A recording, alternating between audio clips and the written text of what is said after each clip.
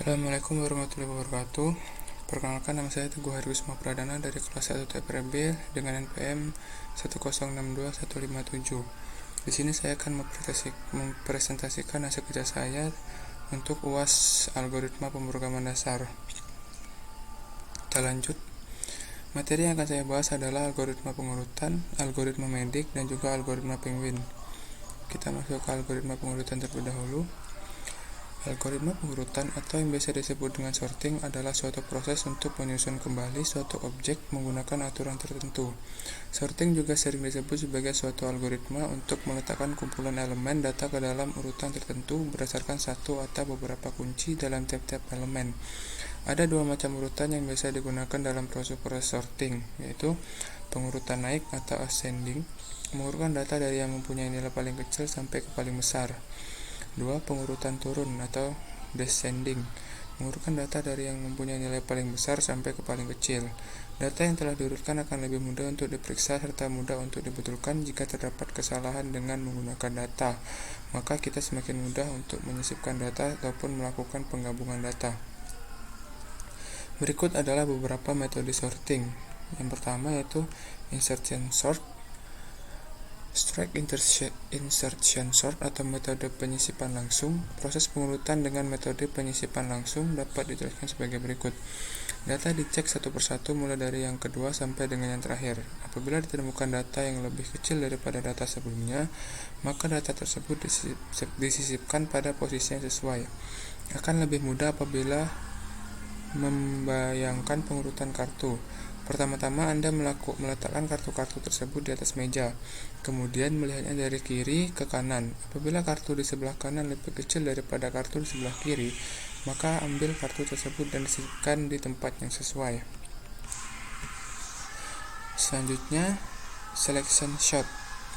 Metode seleksi melakukan pengurutan dengan cara mencari data yang terkecil, kemudian menukarkannya dengan data yang digunakan sebagai acuan atau sering dinamakan pivot. Proses pengurutan dengan metode seleksi dapat dijelaskan sebagai berikut. Langkah pertama, dicari data terkecil dari data pertama sampai data terakhir. Kemudian data terkecil ditukar dengan data pertama. Dengan demikian, data pertama sekarang mempunyai nilai paling kecil dibanding data yang lain. Langkah kedua, data terkecil kita cari mulai dari data kedua sampai terakhir. Data terkecil yang kita peroleh ditukar dengan data kedua dan kemudian seterusnya sampai semua elemen dalam keadaan terurutkan. Selanjutnya, bubble sort. Metode gelembung atau bubble sort sering juga disebut dengan metode penukaran exchange sort. Adalah metode yang mengurutkan data dengan cara membandingkan masing-masing elemen, kemudian melakukan penukaran bila perlu. Metode ini mudah dipahami dan diprogram, tetapi bila dibanding dengan metode lain yang kita pelajari, metode ini merupakan metode yang paling tidak efisien. Proses pengurutan metode gelembung ini menggunakan dua kalang. Kalang pertama melakukan pengulangan dari elemen kedua sampai dengan elemen ke N1, misalnya variabel I. Sedangkan kalang kedua melakukan pengulangan menu run dari elemen ke N sampai elemen ke I, misalnya variabel J. Pada setiap pengulangan, elemen ke J sampai 1 dibandingkan dengan elemen ke J. Apabila data ke J min 1 lebih besar daripada data ke J, dilakukan penukaran. Selanjutnya yaitu cell sort.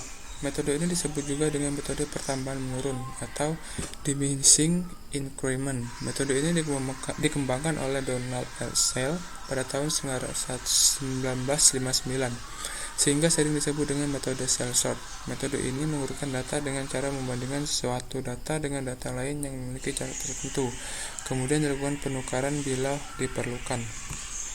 Selanjutnya, quicksort.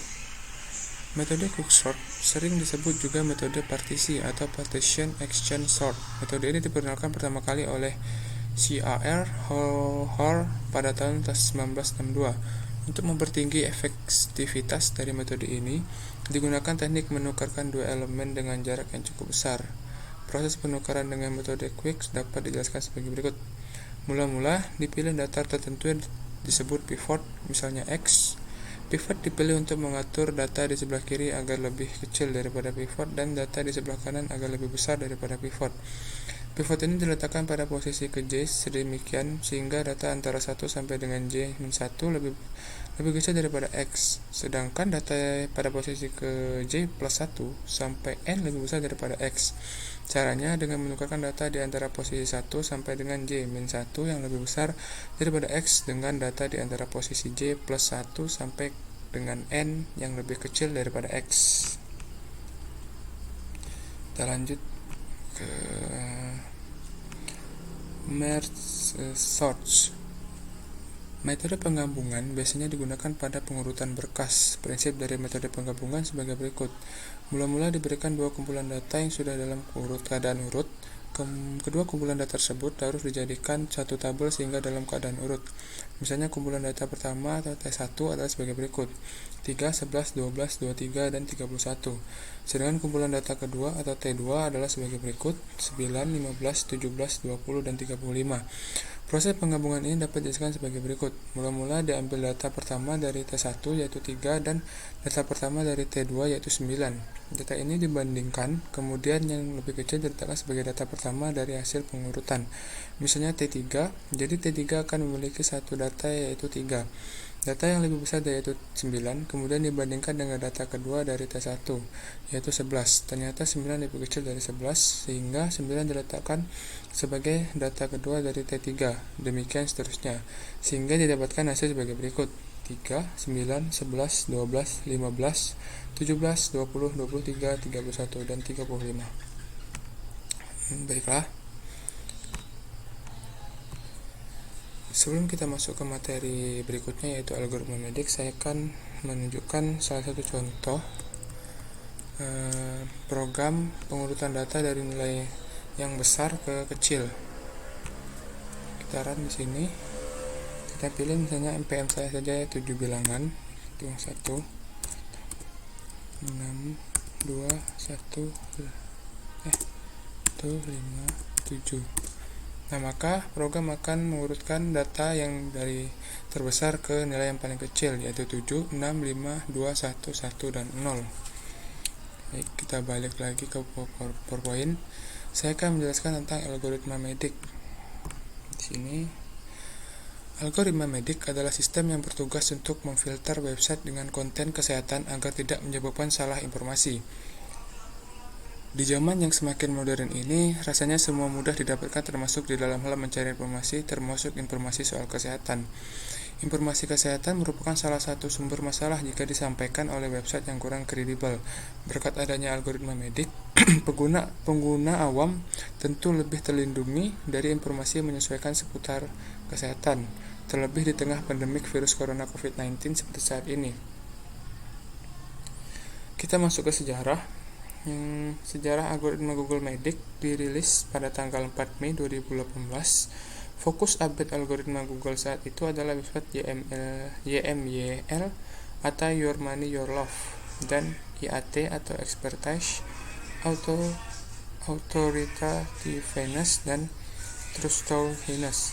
Dampak Google MEDIC ini paling terasa pada website niche kesehatan, keuangan, hukum, pendidikan, dan sejenisnya yang membutuhkan keahlian khusus. Solusinya bisa mempekerjakan para penulis yang sudah berkompeten dalam bidangnya, contohnya seorang dokter. Masuk ke jenis.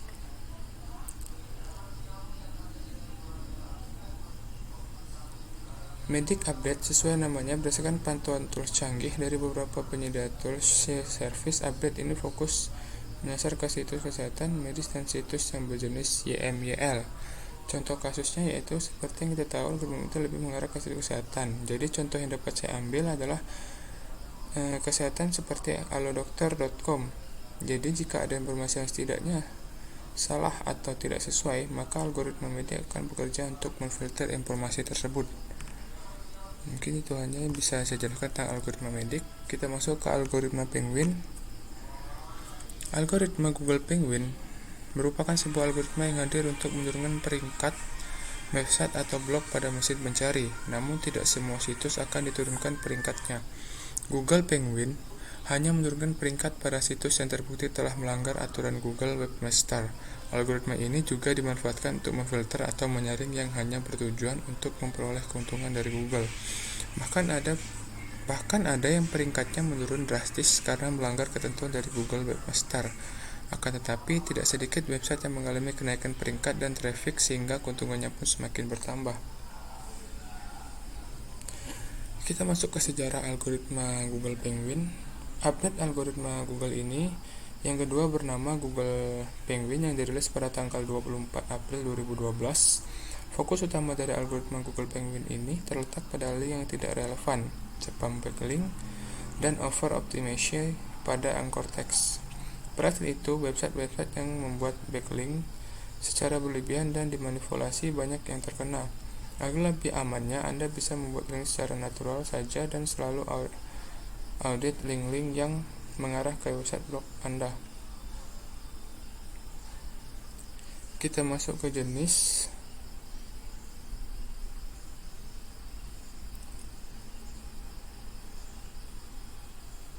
Contoh jenis dari algoritma Penguin ini seperti iklan yang tidak pantas, seperti pornografi, terlalu banyak iklan, maka situs yang mempunyai salah satu dari jenis itu maka akan diturunkan peringkatnya oleh algoritma Penguin.